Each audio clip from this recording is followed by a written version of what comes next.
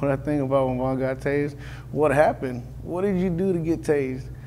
How, where, why? I've talked to some of the police officers. You know, they weren't there, but they heard the stories, and you know, they can put truth to it. You know, that's one of those funny moments where you think, wow, that's crazy, and you're laughing, but at the same time, the back of your mind, it's a depressing moment because you're thinking, wow, he was really tased. I ain't never been tased because he sound like it hurt. Sound like it hurt. Those of you at home, listen to me. If you're ever in Pearland, you get tased first and ask questions later. You dig? I just want to know one thing, that it knocked that big boy down, you know? Look, 250-pound black, 7-foot dude with a bald head shaking on the ground, vibrating. He wasn't the person that they thought he was to be. You know what I'm saying? But they didn't know him, and they seen that big old healthy young man. So if I was the police, I'd have been kind of nervous too. But at the same time, they need to know, man, Vaughn is a great person, man. And before y'all taser him again, y'all need to make sure y'all. I definitely could see how it could be some serious shock therapy, and it will get your undivided attention, that's for sure. I remember a night rehearsal when Vaughn was in high school, when he came in shaking with anger because he'd been stopped by a cop on Edgebrook. And I think there was an altercation. There were words. And I just thought at the time, they resent him. He's tall, he's self-assured, he's very, very intelligent, and it just makes them angry. I don't think that's fair or right, and I hope in my lifetime, and if not in my lifetime, please, very soon, we can put all of this aside and just be one human being relating to another. It was a transformation season in his life. You know, it was his burning bush experience, let me say that. I think at that time, it was kind of like a wake-up call for dude. What a wonderful God we serve, that he can speak to somebody through the ugliness of abuse. So here I am in this hospital bed,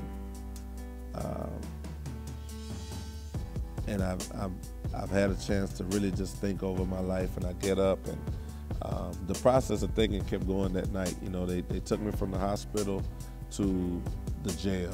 That definitely had to have been an experience for Vaughn that was a defining moment in his life. When I got out, I was traumatized. I couldn't be around police officers. Anytime a cop car would pass by, my heartbeat would go up. My wife and I both, you know, we just got real uncomfortable. It was a very traumatizing experience, seeing that happen to your husband. But I tell you what, sometimes God has to break you to make you. And I think this was part of his breaking process. I didn't want to leave the house, but at some point, I just got out and I started pushing. You know, my passion for my music and chasing my dream was greater than any fear that I had. But instead of looking to God and going to God or getting it right like I thought I would, I went right back into the street. But somehow he managed to get this office building. It was fairly decent, and he started working out of that studio, and I never really liked the idea. It seemed like a lot of trouble. I opened up an office on College Airport Boulevard, right down the street from a strip club. And like the strip club was walking distance, and we had the studio in there, and Bone was cutting the hair in there, and people was in there getting high, and females was coming through. And then again, it took him out of the house a lot. You know, he was gone at night, sometimes, you know, just basically stay there all night long. A couple months later, I think I just had a little too much cocaine. I just had too much drugs in my system, and my heart started racing, and I was overdosing. And I was walking up and down Airport Boulevard in the Red Roof Inn, out in the Onyx Strip Club, out climbing back to my office. And I remember calling 911 a couple times and hanging the phone up, and I felt like I was gonna die. My heartbeat was racing, and I called my wife. I was like, man, better die. was like, man, I'm high. And she was so upset. I was so mad at him. I mean, extremely mad at him, because all I could see was him acting erratic in public, and then of course now we have police in the picture again, and I was yelling at him over the phone, get back in that studio, shut the door, and stay in there until, you know, you've come off of whatever you've taken. At that point, I remember the demons. I remember those spirits, whatever it was, that were jumping at my stomach, growling at me. And I remember being at that place where I was gonna die. And here I am again, 3 months later, about to die again. And I felt so foolish that God had gave me another chance. And here I find myself about to lose my life again. He knew that he had done something, or had mentally done something to himself again. He was in a state that he didn't want to be in, and I could tell that he didn't want to be in that state. And I began to pray.